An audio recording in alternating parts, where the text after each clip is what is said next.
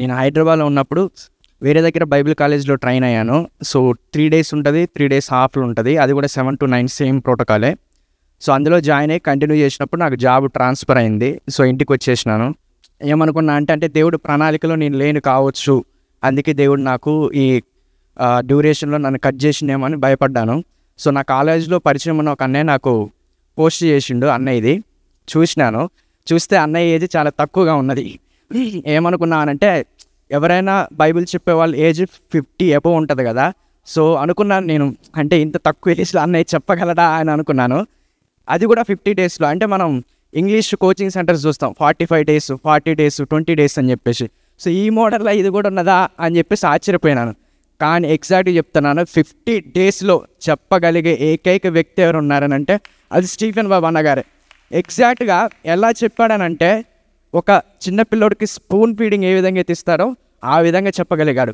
ఎందుకు రాశారు, ఎప్పుడు రాశారు, ఏం రాశారు, ఎవరు రాశారు, బైబిల్ చదివేటప్పుడు మనం మెయిన్గా గుర్తుంచుకోవాల్సిన విషయాలు ఏంటి అనేది ప్రతి ఒక్కటి కూడా గుర్తుండిపోయేలాగా పదే పదే పదే పదే గుచ్చి గుచ్చి గుచ్చి గుచ్చి చెప్పేవాడు అన్న. చాలా థ్యాంక్స్ అన్న, చాలా వందనాలు తెలియజేసుకుంటున్నాను. ఇంకా అదేవిధంగా చెప్పే చాలా విషయాలే ఉన్నాయి, కానీ టైం లేదు కాబట్టి చెప్పలేకపోతున్నాను.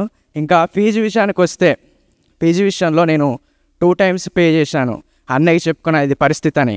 మన జరిగిన క్లాస్ మొత్తంలో కూడా అన్నయ్య అడిగేవాడు ప్రత్యేకంగా, మీకు ఏమైనా సమస్యలు ఉన్నాయా ఉంటే చెప్పండి, పర్సనల్గా కాంటాక్ట్ అవ్వండి. జరిగిన 50 daysలో అన్నయ్య 5-6 times ప్రత్యేకంగా గ్రూప్లో మరీ అడిగేవాడు, మీకు ఏమైనా సమస్యలు ఉంటే చెప్పండి, పర్సనల్గా మాట్లాడండి, వరి అవ్వద్దు, ఎవరు మిస్ అవ్వద్దు అని చెప్పేసి. చాలా చాలా థ్యాంక్స్ అన్న, మీరు చాలా సపోర్ట్ చేసినారు. ఇంకా అన్నయ్య టైం మేనేజ్మెంట్కి వస్తే బాబన్న గారు, స్టీఫెన్ బాబు గారు అన్నది చాలా టైమింగ్స్ ఎగ్జాక్ట్గా వచ్చినాడంటే ఎగ్జాక్ట్గా తీసుకుంటాడు. ఆ డేలో ఏదైతే కంటెస్ట్ కంప్లీట్ చేయాలో అది కంప్లీట్ చేశాకనే డే ఎండ్ చేస్తాడు తప్ప స్కిప్ చేసేసి ఈరోజు అయిపోయింది నా పని అయిపోయింది అనే తత్వం అయితే అన్నది కాదనండి. చాలా చక్కని టైం మేనేజ్మెంట్ అసలు అన్న దగ్గర చాలా నేర్చుకోవాల్సి ఉన్నది. చాలా అసలు ఇంటెలిజెంట్గా అనిపించాడు అన్న. సో ఈ మంచి అవకాశాన్ని ఇచ్చినందుకు దేవుడికి కృతజ్ఞత తెలియజేస్తున్నారు.